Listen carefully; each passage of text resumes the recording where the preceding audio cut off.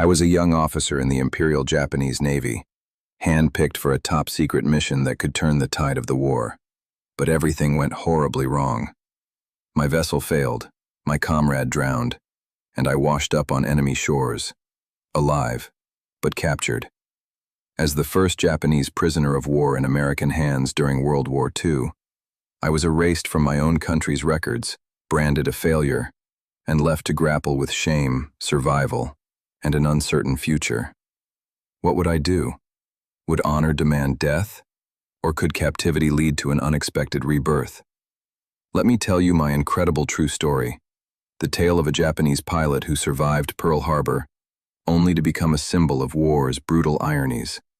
To understand my fate, we must rewind to the tense days leading up to December 7th, 1941.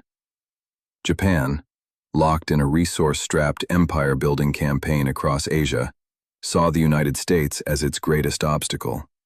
The U.S. Pacific Fleet, anchored at Pearl Harbor in Hawaii, represented American might in the region. Admiral Isoroku Yamamoto devised a daring plan, a surprise aerial assault to cripple the fleet before America could fully mobilize.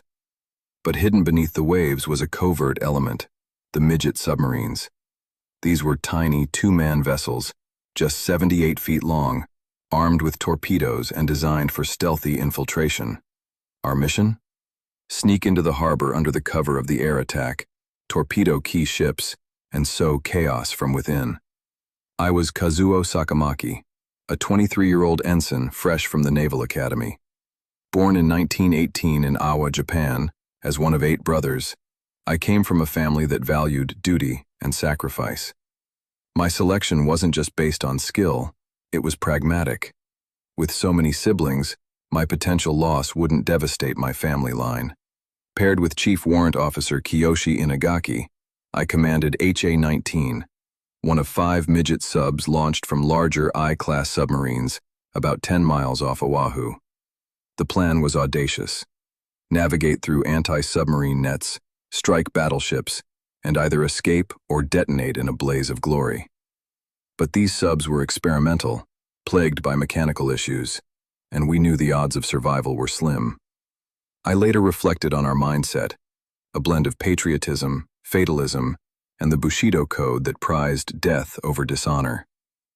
As dawn broke on December 7th, the skies over Pearl Harbor erupted. Waves of Japanese bombers, torpedo planes, and fighters, over 350 in total, descended on the unsuspecting base. Battleships like the USS Arizona exploded in fireballs, sending over 1,000 sailors to watery graves. The attack lasted less than 2 hours, sinking or damaging 21 ships, destroying 188 aircraft, and killing 2,403 Americans. It was a tactical triumph for Japan, but one that awakened a sleeping giant, as President Roosevelt would declare war the next day. Beneath the surface, however, our Midget submission was a disaster from the start. 4 of the 5 subs were detected and sunk by U.S. destroyers or depth charges, their crews perishing in the depths. My HA-19 fared no better. As we approached the harbor entrance, the sub's gyroscope malfunctioned, causing it to veer wildly. We collided with a coral reef not once, but twice, damaging the torpedoes and flooding the vessel. Desperate, I surfaced briefly, only to be spotted by the USS Helm, a destroyer that rammed us and dropped depth charges. Miraculously, HA-19 didn't explode, but it was battered and adrift. With the sub taking on water and batteries failing, Inagaki and I abandoned ship off Waimanalo Beach on Oahu's eastern shore. I ordered Inagaki to swim for land while I tried to scuttle the vessel with its built-in explosives. But the fuses, soaked and faulty, refused to ignite. Exhausted from the ordeal, I swam through pounding surf toward the beach. Inagaki drowned in the attempt, his body washing ashore later. I, battered by waves, reached the sand but collapsed unconscious, my uniform torn and my body bruised. When I awoke, it was to the sight of American soldiers. U.S. Army Sergeant David Akui, a Hawaiian of Japanese descent, discovered me, delirious, on the morning of December 8th.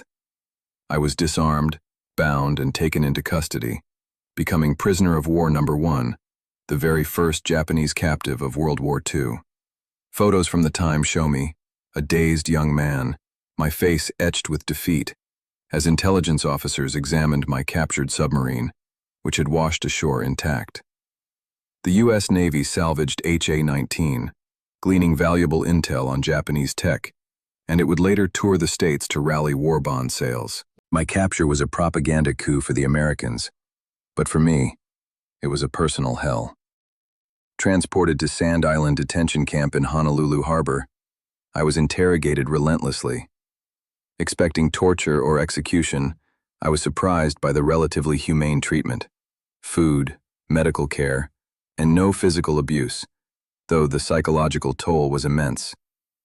In line with my training, I requested a knife to commit seppuku, the ritual suicide expected of captured samurai.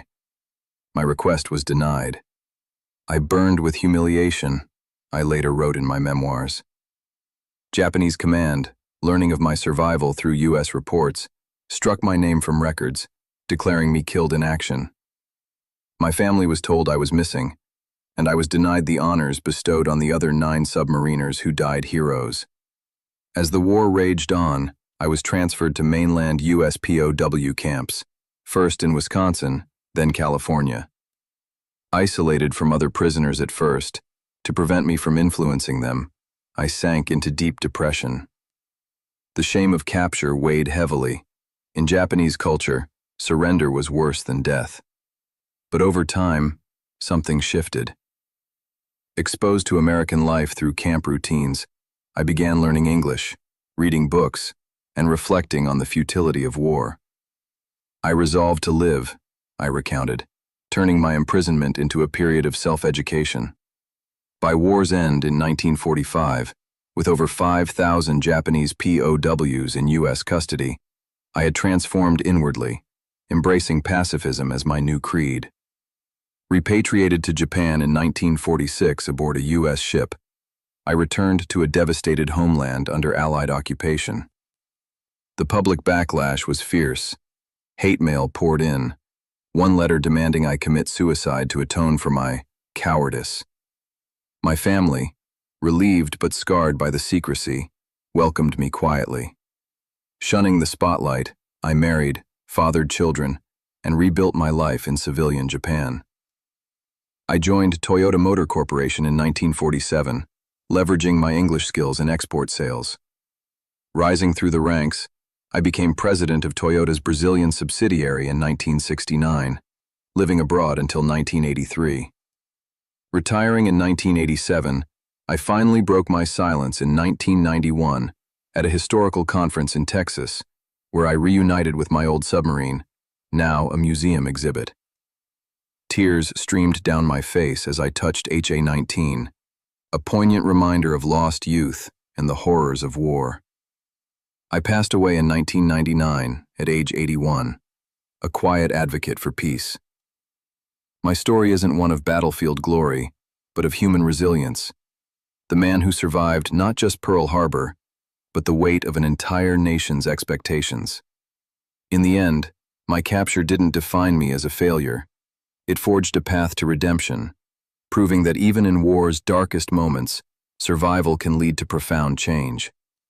So, back to that opening question. What would you do if captured as the enemy? I chose life, pacifism, and a legacy beyond the bombs.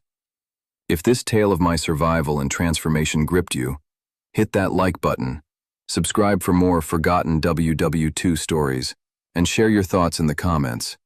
What do you think drove me to embrace peace after such shame? Thanks for listening.